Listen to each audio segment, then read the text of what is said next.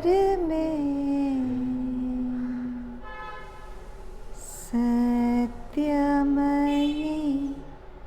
परमे सत्यमयी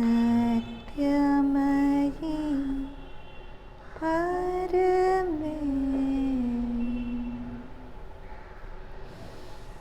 सत्यं ज्ञानं सत्यं ज्ञानं ज्योतिररविन्द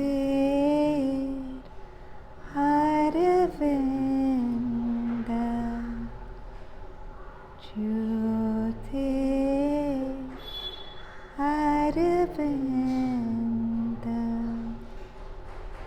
ज्योतिररविन्द.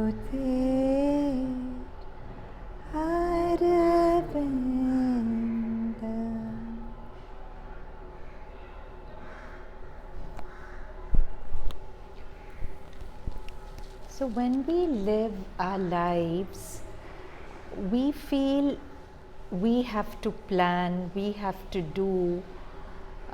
Somewhere though we've read so much, attended so many talks where we are constantly reminded that something bigger than us is the real doer, somewhere we always feel when we live, we feel as if we are the doers, and we feel as if in the moment we forget life is unfolding as part of a plan, right? That's why we have an anxiety. Will it go this way? Will it go the way I want it to? Will it not? Because we constantly forget that what Sri Aurobindo says and what we keep coming back to, there's a meaning in every curve and line. That not even a leaf falls from the tree without the higher sanction. So if we just look back on our lives, each of us, we'll be just completely amazed at the intricate planning that brought us to this moment. When things were painful, just the right amount of pain, just the right amount of rescue, just the right amount of everything. So if you really look back on your life and you see how intricately planned your life is, I think none of us can not feel gratitude for this, not for this or that, but just for this, as Sri Aurobindo says, something mightier than you is busy working out your life. So just gratitude for that everything in my life, every insult I got, every moment of praise, every success, every failure, it was all planned down to the minutest detail. So that's why the title of our talk today is The Rain of Grace, because grace is like a constant rain of unconditional love and goodwill, which is falling in all of us, in all our lives, and actually becoming what it falls into and then controlling what it's falling into from within. So we begin with this little poem, which is titled The Rain of Grace. It says, long you allowed this one is the poet, the vanity of a separate self. To think I'm separate from you, separate from grace is also a vanity, right? The I is the biggest vanity we have, and grace allows that. So the poet is saying, long you allowed this one, the vanity of a separate self, the self-imposed prison of an individual existence. To feel I'm separate from you is actually my prison. And it's self-imposed. Actually, I'm not separate from you, but I keep thinking I'm separate from you. Then was glimpsed the veiled mystic downpour. So then the poet saw that he was not separate from grace, that this veiled mystic downpour of grace, suddenly an inner vision opens and the poet sees that this constant rain of grace coming down on everything, drenching existence in a constant rain of grace. It's not intermittent, it's a constant rain of grace. Seen the abysmal unreality of that prison. Which prison? The prison of the separate existence. So when this rain of grace comes down and shows that everything is one continuum, seen the abysmal unreality of that prison. The I is humbled into emptiness. It empties itself of itself and discovers its impersonal fullness. Glimpse the mechanism of this occult rain, this hidden rain, doing all, moving all, intricately planning down to the leastest detail every unfolding of life. This one, that is the poet, can then do naught else than to sit still and bask in it.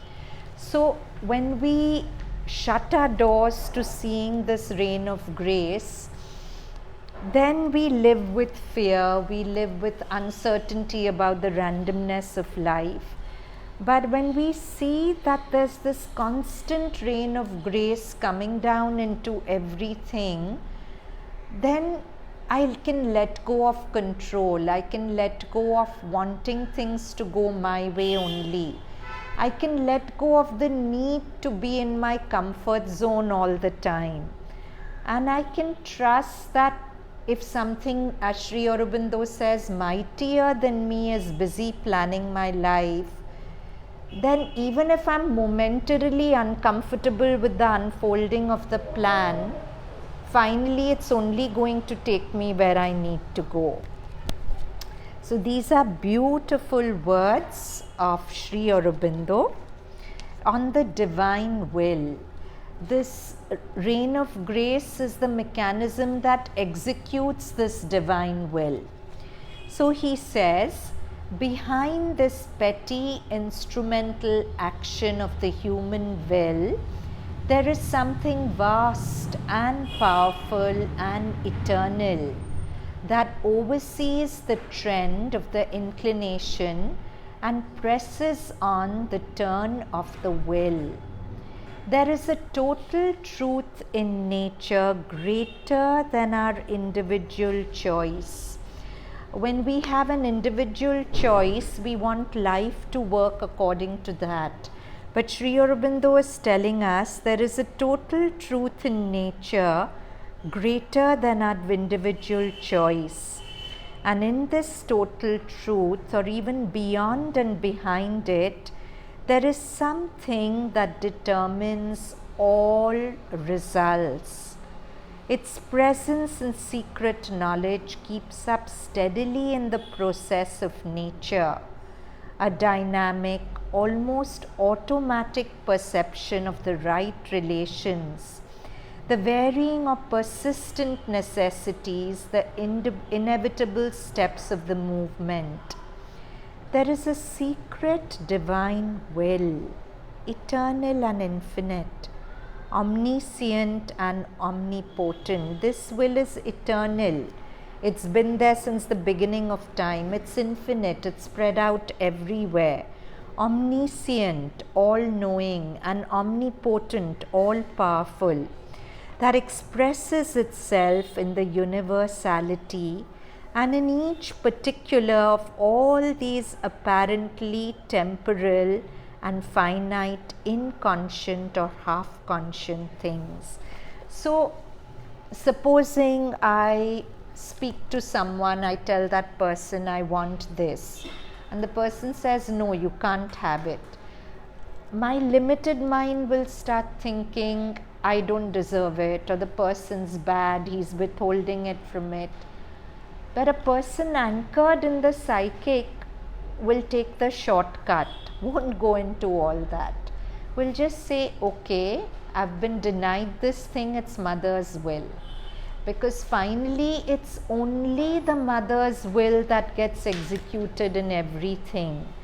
And if we just think that, it makes life so simple.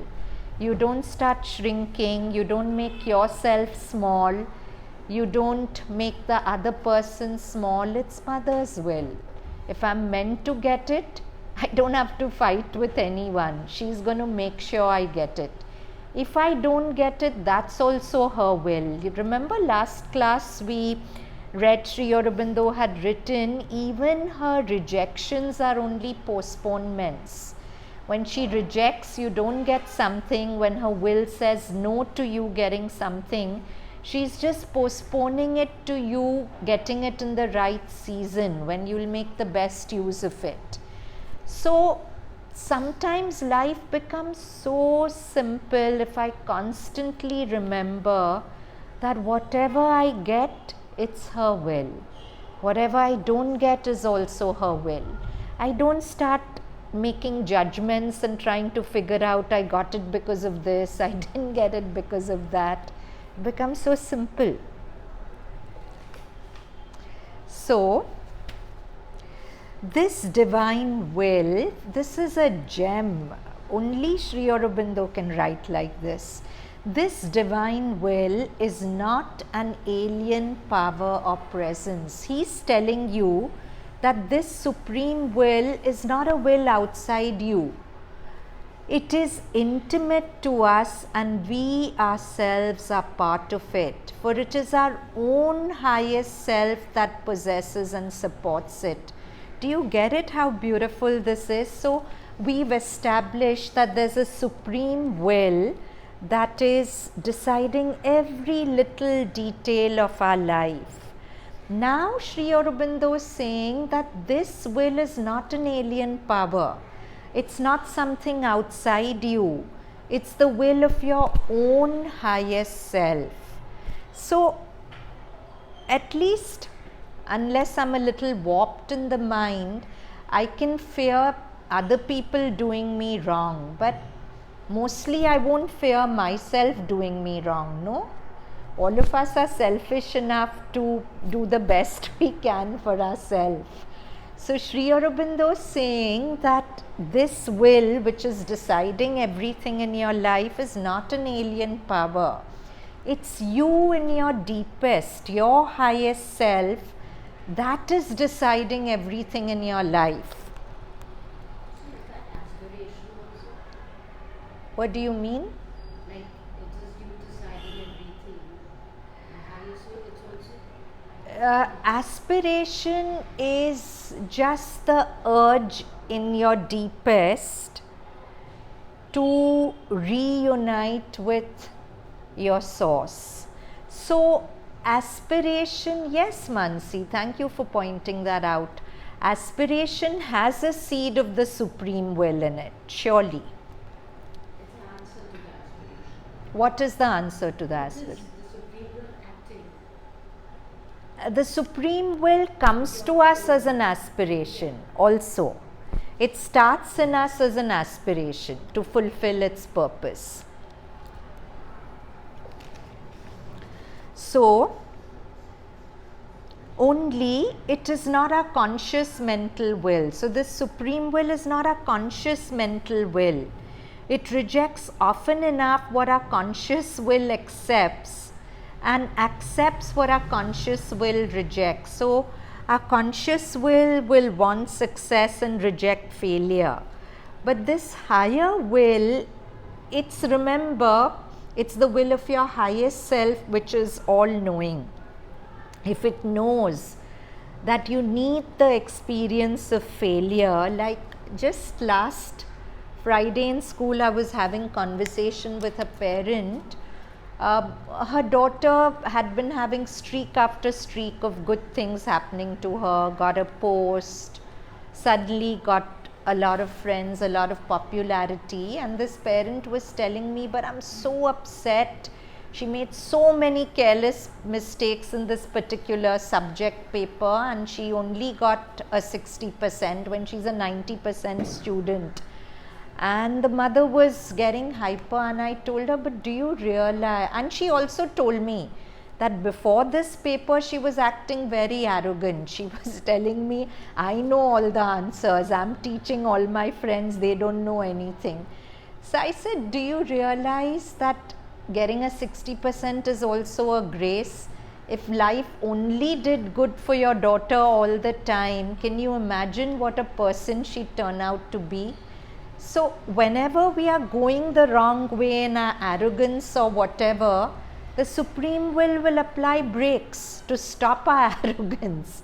So that is also willed by our highest. But our mental will reject it. I worked so hard, I knew all the answers. Why did I get only a 60%? But that's what Sri Aurobindo is saying, that it is not our conscious mental will. It rejects often enough what our conscious will accepts, and accepts what our conscious will rejects. For while this secret one knows all and every whole and each detail, our surface mind knows only a little part of things. Our surface mind in this example is only focused on the fact that I knew everything. I'm cleverer than my friends. I could help them, but they got more marks than me. It's unfair. I'm only looking at that. But I'm not looking at the larger context where this not getting good marks is going to serve my purposes. For while this secret one knows all and every whole and each detail, our surface mind knows only a little part of things. Our will is conscious in the mind and what it knows. It knows by thought only. We only know by thought, not by the intuition of the whole. The divine will is superconscious to us because it's part of our superconscient. It is us, but in our superconscient aspect. Because it is in its essence supramental, above the mind, not in the range of our thinking. And it knows all because it is all. It is the rain of grace drenching all existence all the time. Our highest self, which possesses and supports this universal power, is not our ego self, not our personal nature.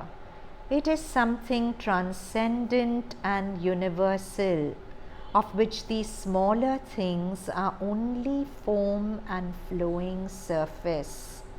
So I come back to this example because it makes it more concrete. Apply it to a similar example in your life, because more or less we all are the same reaction to success and failure. So he's saying this will, which determines maybe that I'm putting myself in the girl's shoes, that I get a 60% when I'm a 90% student.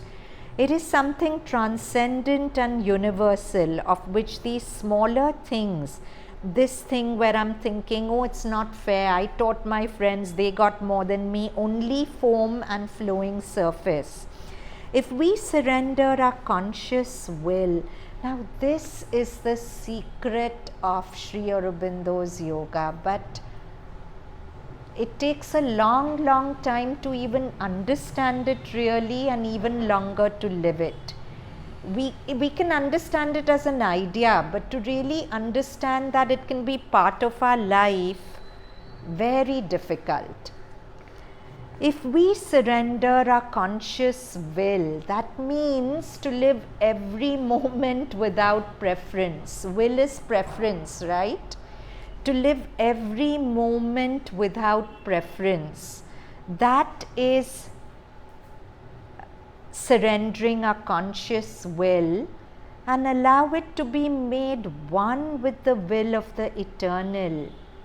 Then and only then shall we attain to a true freedom. Because otherwise our preferences are our prison. Constantly hankering, I want this, I don't want this, I prefer this, I don't like this. It's like a prison of overthinking. We are putting ourselves in a box. But in this moment, if I totally give myself to the thought that, as Sri Aurobindo says, something mightier than you is busy working out your life. This moment she is planning for you. Whatever comes to you will come by her will. Whatever you don't get, it's her will, and it will serve your highest good. Then if you live in this moment, see, even just now as you're sitting, can you identify so many preferences you have? I like what's being said. No, I don't like it. It's going above my head. I relate to this. I wish she speaks more on this. Oh, I hope she doesn't say this. She all the time, there's constant I like this, I don't like this. Can I sit in openness? Can I just sit knowing that this moment Mother is perfectly cooking with all the ingredients that I need? Let me let go of preferences. One moment also, can we live one moment of our life like this? If we surrender our conscious will and allow it to be made one with the will of the Eternal, then and only then shall we attain to a true freedom. This is also the only true freedom possible to man, a freedom which he cannot have unless he outgrows his mental separativeness and becomes the conscious soul in nature. Then he'll see this constant rain of grace drenching all existence. As long as we live with separation, this rain is there, but we are closing our doors to it. The moment we live in openness, see, it's our preferences that are the threads that weave our ego. Our ego survives on our choice, preferences, survives on willing things separate from the divine will. If we can for a moment also let go of preferences, automatically our sense of I becomes thin. Do you get it? Our sense of I gets strengthened with choices and preferences. But if I live in openness to the moment, knowing that this moment is a wonderful moment with every ingredient perfectly designed for my growth and joy by the Mother, automatically I'm less egoistic, less living with the sense of I. The only free will in the world is the one divine will of which nature is the executrix. I have the illusion that I have a free will. I don't. In Savitri, so beautifully, Mother is called our beloved despot. Despot means tyrant, because finally whatever we do, only her will comes to pass, because she has ultimate control. So why are we fighting her will? Her will is a will which nurtures us, which knows for us better than we know, and it wants the best for us better than what we want. So the only free will in the world is the one divine will of which nature is the executrix, for she is the master and creator of all other wills. Let's just take a moment, because this is like a total gem, and if we really imbibe this one teaching of Sri Aurobindo, it opens the key to so many doors. So as you're sitting just now, notice your thoughts. Most of your thoughts will be about rag and dvesh, attachment to the pleasant, aversion to the unpleasant. Suppose in this moment you just stay with your breath. You try to let go of your individual will of wanting this or wanting that, and you smile in gratitude to Mother for giving you this moment so perfectly shaped for you to be happy. Can I just take 3 breaths, grateful for this moment, without sullying it with my personal choice and preference? However it is, it's wonderful. It's her gift to me. By being grateful for it and happy in it, that is my gift back to her.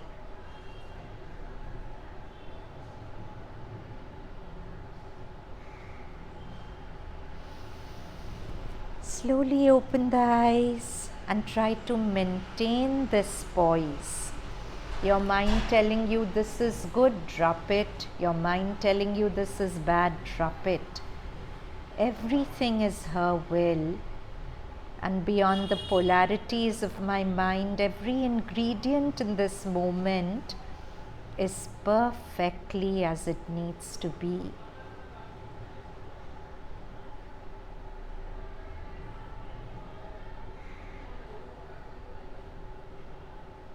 And slowly open your eyes. Does anyone have any observations, anything you want to share? How difficult or easy was it to do this? It wasn't difficult, good. But to sustain it is difficult because we'll keep forgetting. So I told her to keep reminding me. Yeah. That's why I keep doing these little practices in this space, because I keep remembering Mother's words. In this new house, she gave this message specially for this place, and if she's given it, she'll keep her word. Any ardent aspiration for the divine realization will be granted, something to that effect. So if we've asked for it here, by and by she'll grant it. Now we go further. Sri Aurobindo's words: desire, it is thought, is the real motive power of human living. Now he comes to the crux of it. See, that's the beauty of Gurudev. He doesn't just say something in the air. He says something, and step by step he tells you how to move towards it. So he's the most practical spiritual scientist that I've read. So scientific his spirituality is.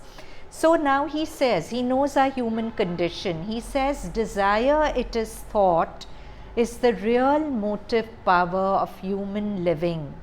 And to cast it out would be to stop the springs of life. He knows that our happiness is based on desire. And if I tell you live without desire, my vital will go on a total strike, because then I'll feel there's nothing to be happy about. Would stop the springs of life. Satisfaction of desire is man's only enjoyment. He knows us so well. He's saying the way most of you live, satisfaction of your desires is your only enjoyment. And to eliminate it would be to extinguish the impulse of life by a quietistic asceticism. Then our vital will dry up. He recognizes that. But the real motive power of life, of the soul, is will.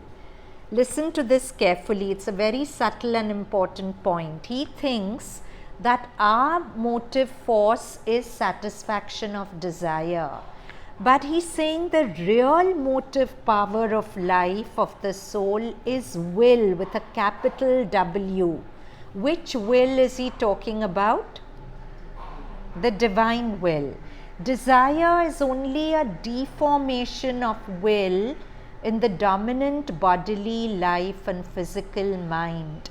The essential turn of the soul to possession and enjoyment of the world consists in a will to delight.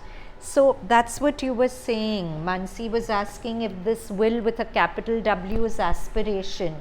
Aspiration is nothing but a will to delight, the self-existent delight of our God existence.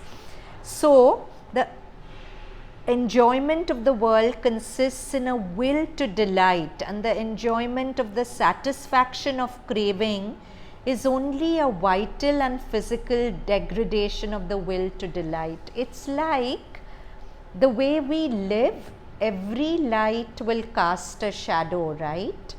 The light of our psychic is the will to delight. That's the aspiration in the psychic.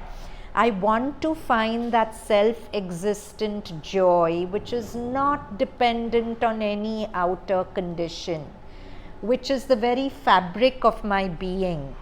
But that light casts a shadow and becomes the vital craving of desire. Do you understand?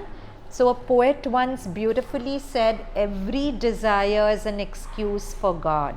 I actually want to reclaim my God self, but because in my ignorant state I'm not able to do it, that will to find self-existent delight, which is who I really am, gets distorted into trying to fulfill desires through objects outside. Do you get it? It's a very important point. It is essential that we should distinguish between pure will and desire. So beautiful. So I want to, suppose I'm young and I want a partner, and I think that if I get a partner, I'll be happy. Or I'm a parent and I want the love of my child, which I'm not getting, and I think that if I get that love, I'll be happy. Yes, it's true, mother does want us to have outer fulfillment, but not by chasing it, by having a state within us where we don't do anything. It just comes to us. So there's a beautiful saying, don't chase the butterfly, clean the garden, the butterfly will come. Do you get it? If your inner state is a dirty garden, butterflies won't come. Dirty means unconscious. But if you just clean the garden, the butterfly will come.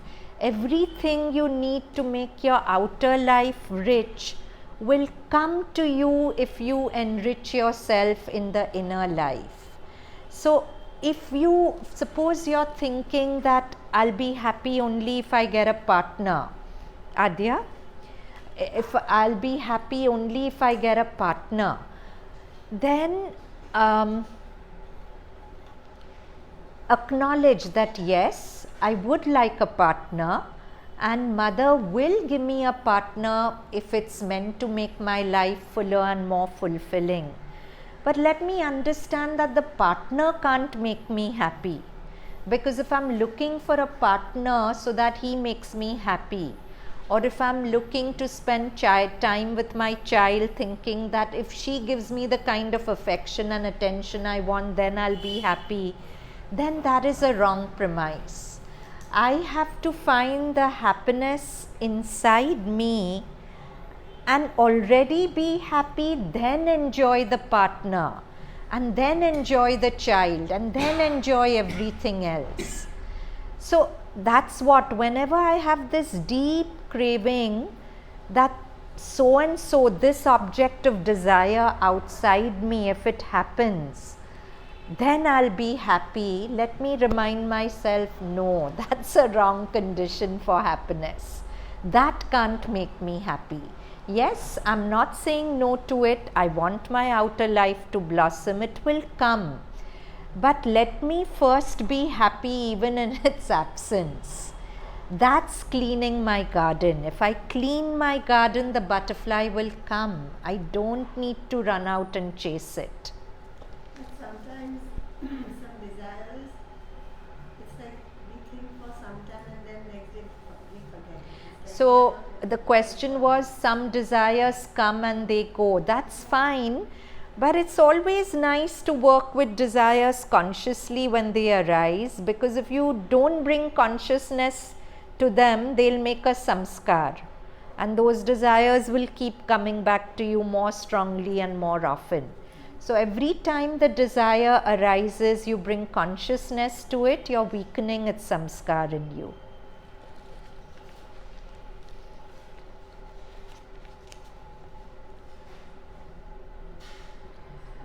So this is a beautiful line. He says, it is essential that we should distinguish between pure will and desire, between the inner will to delight. Remember, this is a beautiful term, inner will to delight, and the outer lust and craving of the mind and body. Whenever I'm caught up in the outer lust and craving of the mind and body, remind yourself, this is just a distortion of the inner will to delight. I actually want mother, I actually want my own truth, but because I'm not able to access it, I'm thinking this will satisfy it and that will satisfy it, and it never will. It's trying to quench your thirst with salt water. The more you drink it, the thirstier you'll get. So, Sri Aurobindo further says, to be constantly governed by the divine, a constant aspiration for that is the first thing. The first thing is a constant aspiration for the divine. See, to be governed by the divine is to make my will one with the supreme will. And he has said that the only freedom in human existence is to give up my individual will and make it one with the supreme will. Then that supreme will constantly govern my life. But in order to be governed by the divine, by this will, we need a constant aspiration, a constant inner turn that wants the mother, that wants that self-existent joy more than anything else. So beautiful practice is when I really want something to remind myself, no, but I want the mother more. I want that shirt on online shopping, and before I press the button, put my hand on my heart and say, no, but I want the mother more. Actually, I want the mother, but I think that getting that shirt online will give me the happiness which it won't. Or I want a call from that person, but I want the mother more, but I want the mother more. Whenever any desire is controlling me, but I want the mother more. A constant aspiration for that is the first thing. Next, a sort of stillness within, and a drawing back from the outward action into the stillness, and a sort of listening expectancy, not for a sound, but for the spiritual feeling. Beautiful. My God, how he hits the nail on the head. Let's understand what he's saying. To be constantly governed by the divine, we need to have a constant aspiration as a first thing. Two conditions. A constant aspiration. Now, I'm saying for the mother, but mother is not just that face. If we've experienced moments of wideness and joy and connection and inner vision, you want to go back to that state. Mother is really a state of being. It's not a person outside you. That person is just to help you to tap into that state of being inside. So, a constant aspiration for that. And two, a sort of stillness within. A drawing back from outward action, standing back from your thoughts into the stillness, and a sort of listening expectancy. Like you're listening, I'm listening, not for a sound outside, but for a feel inside me. Not for a sound, but a spiritual feeling. You all understand this. If you've been with the mother, when you're meditating or concentrating, you're listening for that feel to arise from inside you, or a direction of the consciousness that comes through the psychic. Yeah? The progressive surrender of our ignorant personal will and its merger into a greater divine, or on the highest summit's greatest supreme will, is the whole secret of Karma Yoga.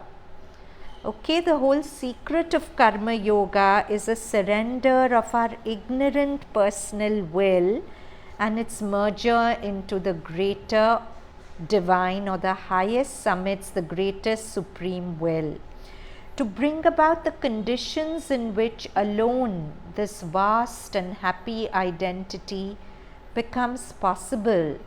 And to work out the lines we must follow to their end if we are to reach it is all the deeper purpose of this discipline. The first condition is the elimination of personal vital desire. Look, that's a very big goal, but we can take our baby steps towards it.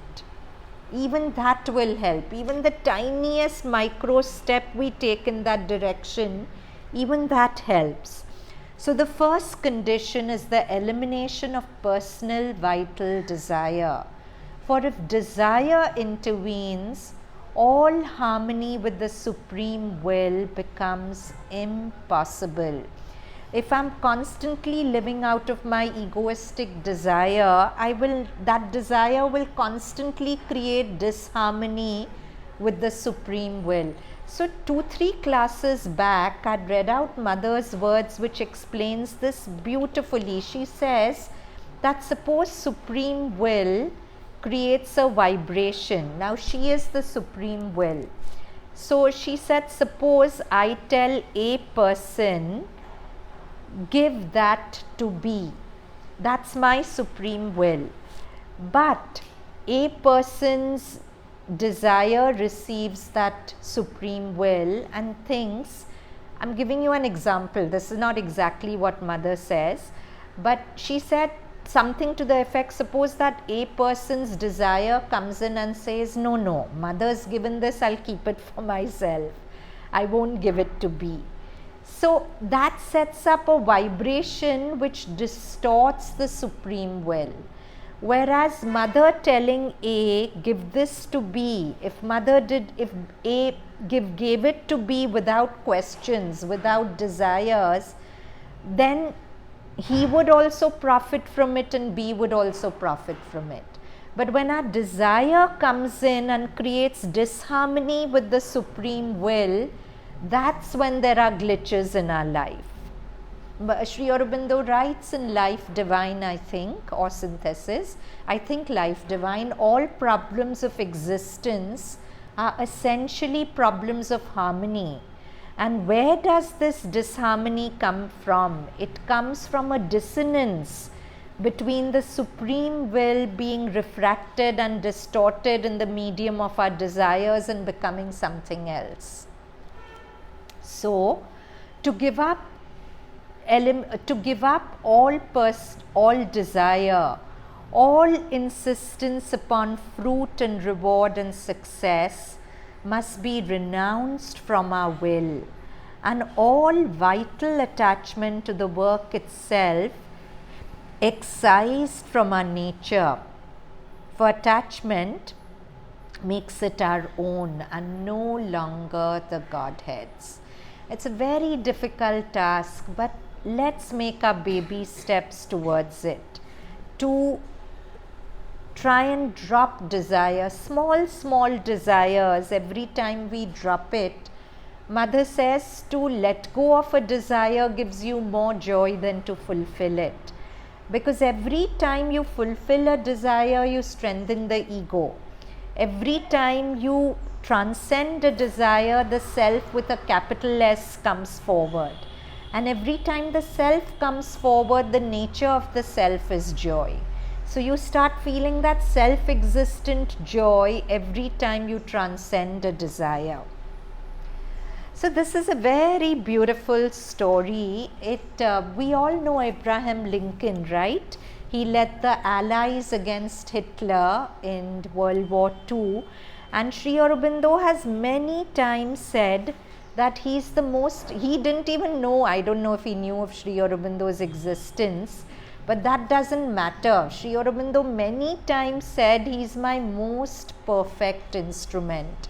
Because in Lincoln's life, we see many instances where he didn't act out of personal ambition and desire, but he was obviously impelled by a supreme will. Like There was one time, there was one story in his life when he was about to get into a car from this side door, and something in his heart made him go that side and get in from this door. And then the car met with an accident on this side, and later on they asked him that, how did you know? So he said, I don't know, I just felt it in my heart.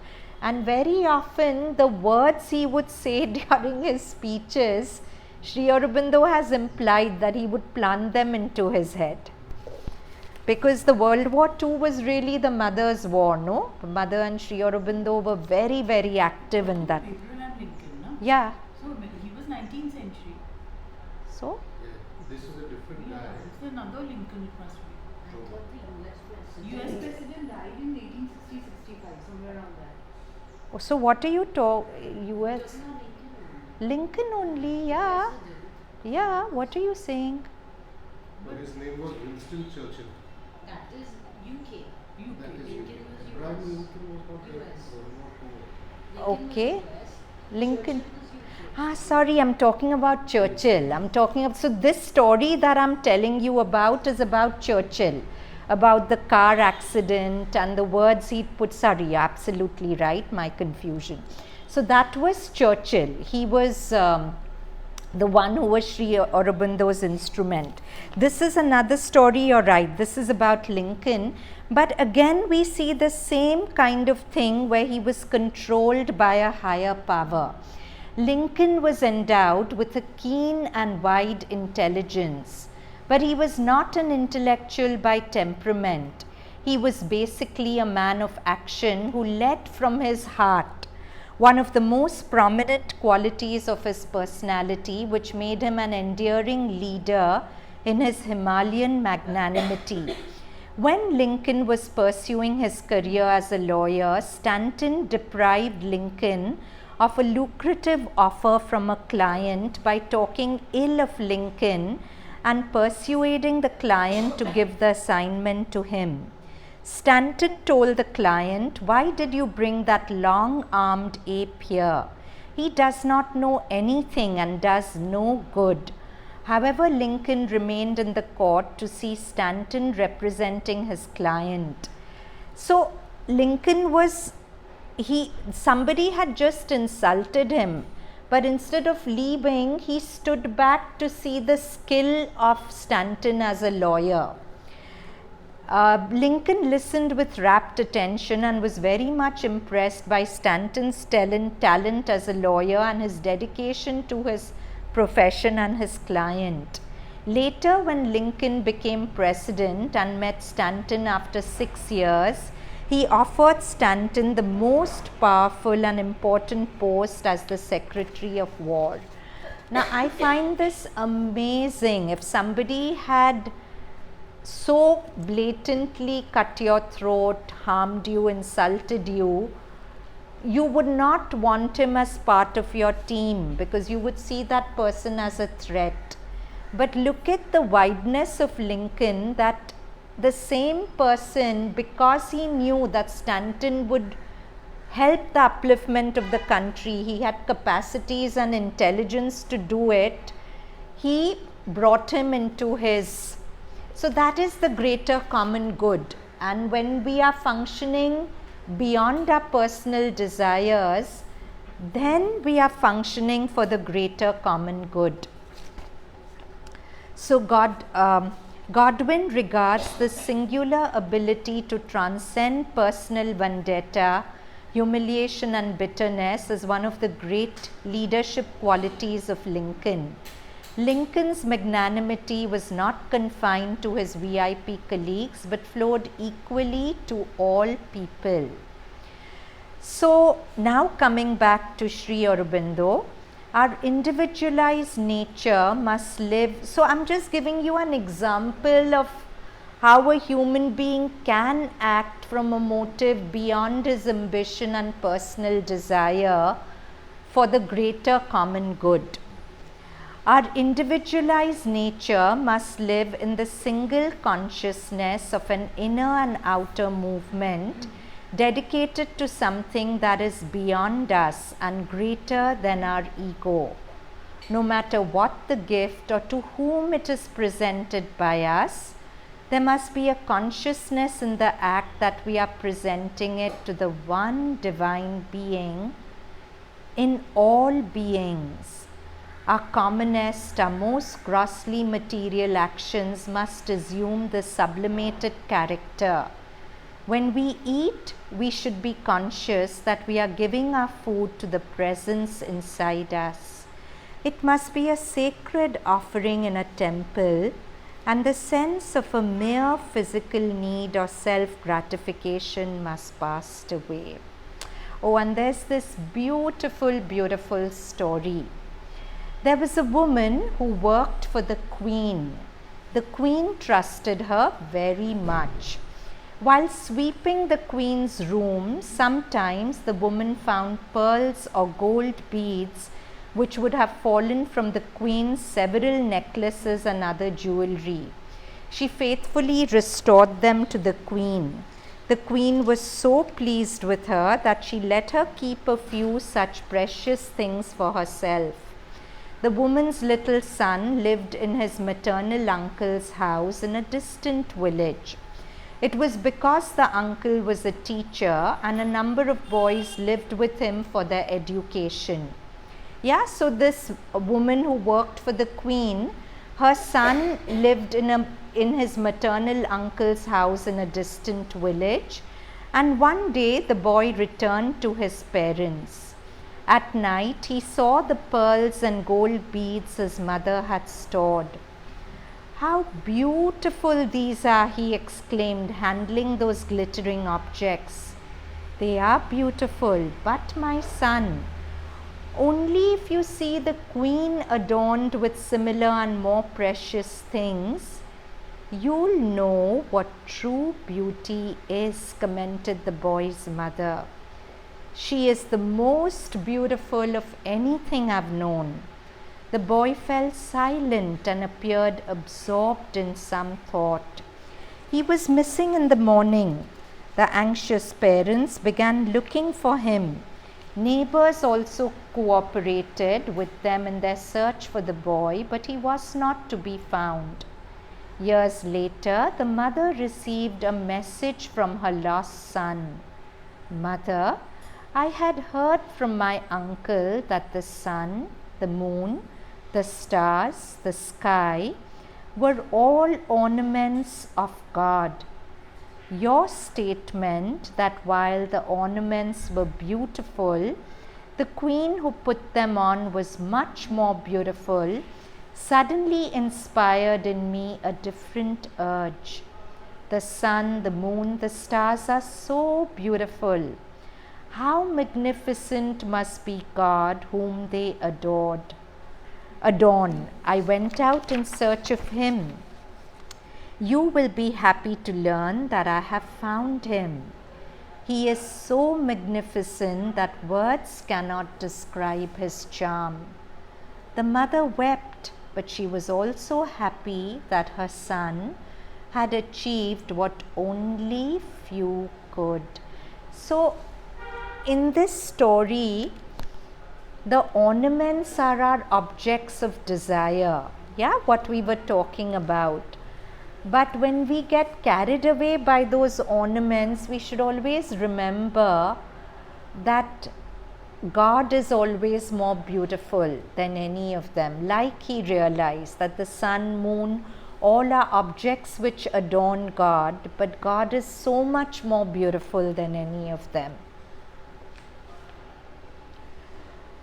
The master of works does not wait till the end of a long and difficult journey to meet the seeker of yoga and put his secret or half-shown hand upon him and upon his life and actions. There are relations personal, intimate as life itself, sweet as love, encompassing like the sky, deep like waters. A friend walks at our side. A lover is with us in our heart's secrecy. A master of the work and the ordeal points our way. A creator of things uses us as his instrument. We are in the arms of the eternal Mother. All these more seizable aspects in which the ineffable meets us are truths and not mere helpful symbols or useful imaginations. But as we progress, their first imperfect formulations in our experience yield to a larger vision of the one truth that is behind them. Now we come to this passage that begins with naturally. These are Mother's words. Naturally, when we begin to think of all the zones, all the planes of universal consciousness, and that it is at the very end, right at the very end, then it becomes very far away, very, very far. So somebody asked Mother that if God is everywhere, he seems to be very far from us. So she replies that when we think of all the zone, he seems very far away. But when we think that he is everywhere, that he is everything, and that it is only our perception that prevents us from seeing him and feeling him, and that we have only to do this, Mother turns her hands inwards. It is a movement like this and like that. Mother turns her hands alternatively inwards and outwards. It becomes very concrete. You do this outward movement, everything becomes artificial, hard, dry, false, untrue, artificial. You do this inward movement, everything becomes wide, tranquil, luminous, peaceful, vast, joyful. So beautifully she hits the nail on the head. When we are living externalized, then everything seems hard, dry, everything feels like a chore. But the moment we go in, everything becomes luminous, peaceful, vast, joyful. And it is simply this that the Mother turns her hands alternately inwards and outwards. How? Where? It cannot be described. It is only a movement of consciousness, nothing else. A movement of consciousness and the difference between the true and false consciousness. So this is Draupadi's story, right? During her Vastraharan. When she later on met Krishna, she told him that why did you take so long to come to my rescue? I had to call you so many times. And Krishna asked her, how did you pray to me? So she said, first, I said, oh Krishna, Lord of the universe, please come to my rescue. If you think I'm out there in the universe, I take time to come. Second time you said, oh Krishna, Dwarkadish, Lord of Dwarka, come. I got a little closer. But the third time you say, oh Krishna, Lord of my heart, and I came immediately. So when you called me from inside you, I come immediately. So this story has a great impact on us. When we are in moments of difficulty, this story is telling us not to turn to a God who is outside us, but to the presence which is inside us and call it to our rescue. And the moment we do that, everything becomes fluid and beautiful and joyful. And moment we are outside, Mother says, the same universe we are seeing looks hard and dry and difficult to deal with. But this presence is in all things. It's a vibration, but it's a vibration that contains everything. A vibration which contains a kind of infinite power, infinite delight and infinite peace, of vastness, vastness, vastness. There are no limits. And it is only a vibration. It does not, O Lord, It cannot be thought, so it cannot be said. If you think, as soon as you think, the whole muddle begins. That's why one cannot speak. Now somebody asked the mother, I did not quite understand what you meant by saying Sri Aurobindo performed miracles in the mind. Yeah, somebody asked mother this question. I mean that he used to introduce the supramental force into the mental consciousness. Into the mental consciousness that governs all material movements. He would introduce a supramental formation of power or force which immediately changed the organization. This produces immediate effects which seem illogical because they do not follow the normal course of movements according to mental logic. He himself used to say that when he was in possession of the supramental power, when he could use it at will and focus it on a specific point with a definite purpose, it was irrevocable, inevitable, the effect was absolute. That can be called a miracle. For example, take someone who was sick or in pain. When Sri Aurobindo was in possession of this supramental power, there was a time when he said it was completely under his control. That is, he could do what he wanted with it. He could apply it where he liked. Then he would apply his will, for example, to some disorder, either physical or vital or of course mental. He would apply this force of greater harmony, of greater order, this supramental force, and focus it there, and it would act immediately. And it was an order, it created an order, a harmony greater than the natural harmony. That is, if it was a case of healing, for example, the healing would be more perfect and more complete than any obtained in ordinary physical and mental methods. There were great many of them. So we very often, I know 3-4 people who tell me that they went to Pandi and they would go to the Samadhi every day, and if they had a knee pain, or I remember one girl had a sort of growth on this palm which wasn't healing from anything, and when she came back from Pandi it had disappeared. She didn't realize it, and later on she told me, I know I was touching the Samadhi every day and maybe that made it happen. So it's not that Sri Aurobindo did this only when he was in this body. He's doing this all the time. There were a great many of them, but people are so blind. Mother says there were a great many miracles, but people are so blind, so embedded in their ordinary consciousness that they always give explanations. They can always give an explanation. Only those who have faith and aspiration and something very pure in them, who truly want to know, they were able to perceive it. And when this power was there, he even used to say that it was effortless. All he had to do was to apply the supramental power of order and harmony, and instantly the desired result was achieved. So Sri Aurobindo and the mother are constantly working these miracles in our mind, isn't it?